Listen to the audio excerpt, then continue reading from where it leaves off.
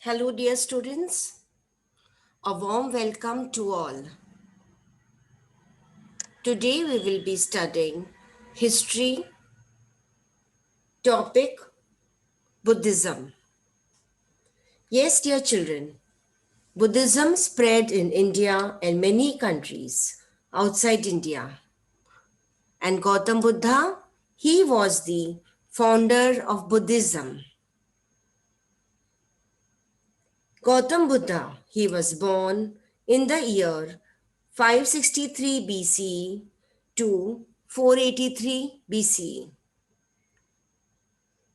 India prior to Buddhism it had Hinduism, which was established in 1500 BCE, Vedas text and caste systems. The different teachings of Upanishads were samsara, karma, moksha, and yoga.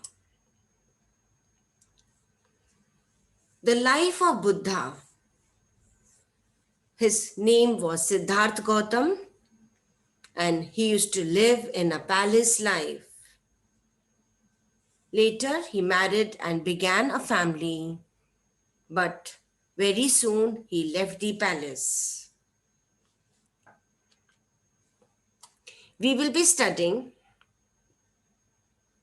in detail about this topic, Buddhism, from our textbook. He was born, Gautam Buddha, he was born at Lumbini in near in Nepal. And his father's name was Shuddhodana and mother's name was Maya Devi. Children, please underline and mark these names as I'd been always telling you. Please write and study and mark these names and learn these names. So, he was born at Lumbini in Nepal. Please write and study and mark them now. His father's name was Shuddhodana and mother's name was Maya Devi. His birth name was Siddharth, and he had attended knowledge of human life in its entirety. That is why he came to be known as the Buddha. Now, why did he leave, children? It is not easy to leave your comfort of your house and live in under a tree in uncomfortable climate. Yes, he had all the comforts in the palace, but he left the palace. Why? He wanted to know that why there is sorrow and suffering in human life. He wanted the answer to this question. So, on Vaishaka Purnima, when he was sitting in deep meditation under a peepal tree, this was at Urevala near the city of Gaya in Bihar. That is when he attended Bodhi. Yes, dear children, Bodhi means enlightenment. Enlightenment or the highest knowledge. Yes, he got his answer. What was his question? That why all the people, why is there sorrow and suffering in human life? This tree, it was known as Bodhi tree, also known as Bodhi Riksha. And the palace Urivla is known as Bodh Gaya. Yes, children, I am highlighting for you to learn and study. It will come in exam as objectives. Yes, one line answers, question answers, fill in the blanks. He delivered his first sermon at Sarnath. So, this was the place where he delivered his first sermon. Okay, this was at Sarnath. His teachings in the first sermon are termed as Dhamma. Dhamma in this sermon. Therefore, this event is called as Dhammachakra Pavatan. This was in Pali, and we call this Dharma Chakra Pravartan in Sanskrit. Later, he traveled nearly 45 years to preach Dhamma. He preached in people's language. Yes, it was easy for people to understand. That is why he preached them in people's language.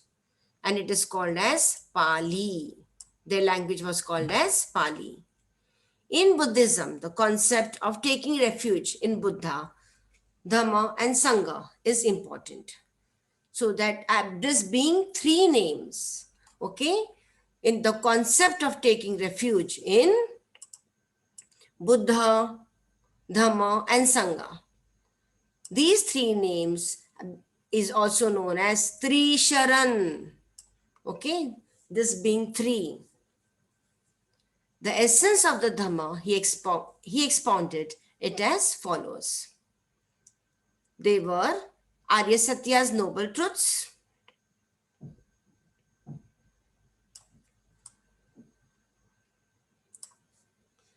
there are four truths, and he called them as noble truths. They are dukh, sufferings. Yes, there is sufferings in human life. Then he said, what is the cause of the dukh? The cause of the dukh and the cause of the sufferings.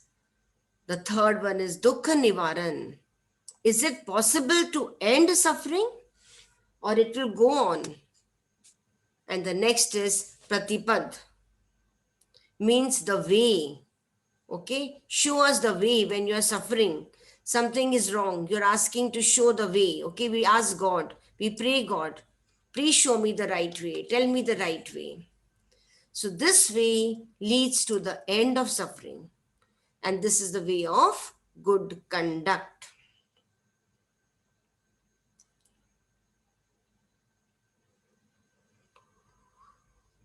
Now let us study the pratipad.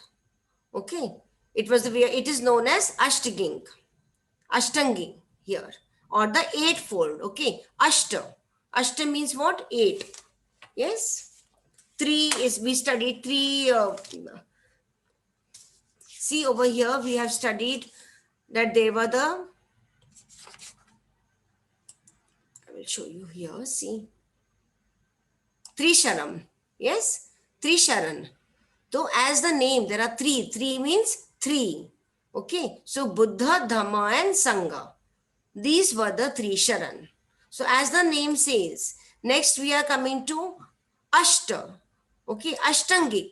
That means the eightfold path. Now next coming to Panchashil.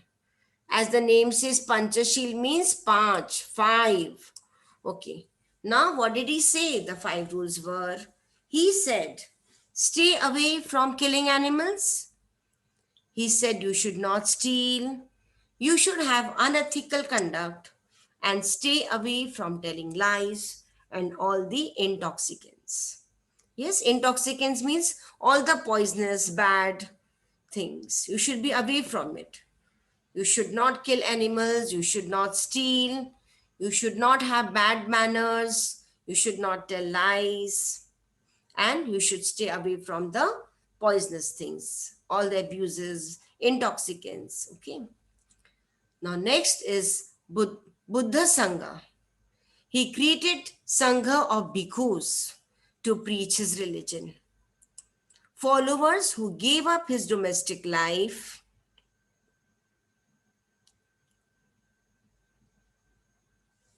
and entered the Sangha were called as bhikkhus. Okay, he had many followers.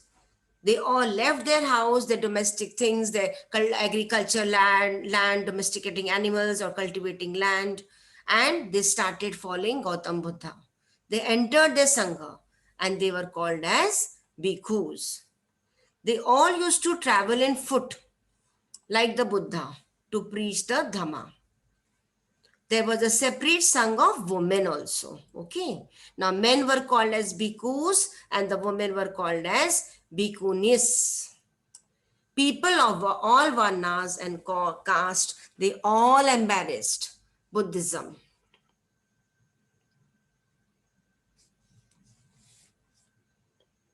Now, essence of his teachings, Gautam Buddha, he announced the freedom of human. Now let us study these eightfold path more in detail. They were right view, that means the knowledge of the Four Noble Truths. Then right resolve means giving up cruelty. The third one said that you should have right speech, means refrain from telling lies, telling tales, rude, harsh, and meaningless speech. Okay, as the word says speech, you should not tell lies. It can be lies or telling rude or harsh words. Next is right conduct. Yes, stay away from killing animals. They are poor innocent animals. They did not, because as they cannot harm you, that doesn't mean you can kill them and do anything with them. Okay, and stealing and uncontrolled behavior. Next is right livelihood, using only the proper means of livelihood. Next is right efforts and right mindfulness. These were all the 8 folds which Gautam Buddha said. Yes, I'm highlighting it. Please study the names and the sentences also, the explanation also. He refused the discrimination based on the things like Varna. Okay, dear children. No one is greater. He said that no one is greater or smaller by birth. Greatness, it all depends on one's behavior or conduct. One of his famous quotes for Buddha, dear children, it is, he used to say that even the little quail, it can chirp freely in a nest. Okay, so not necessary that you have to be big or small to be good. So his famous quote also says that even the little quail can chirp freely in a nest. He preached that men, women too had the right to their own upliftment. His teachings of wisdom, moral, virtue, and all the other values were aimed at the welfare of animal. All these welfare of animals and man both. Next, coming to Lokayat, the ancient trend of thought known as Lokayat or Charvak. It is also important. Dear children, he emphasized on independent thought, okay, that you can think independently, and he rejected the authority of Vedas. So this was all about the Buddhism. We studied this eightfold path. We studied Panchashil. Yes, dear children, the highlighted ones, please mark and study and write and study. Yes, for the hard spellings and names. I hope you have understood. In the next class, we will do the next religion. Thank you, students.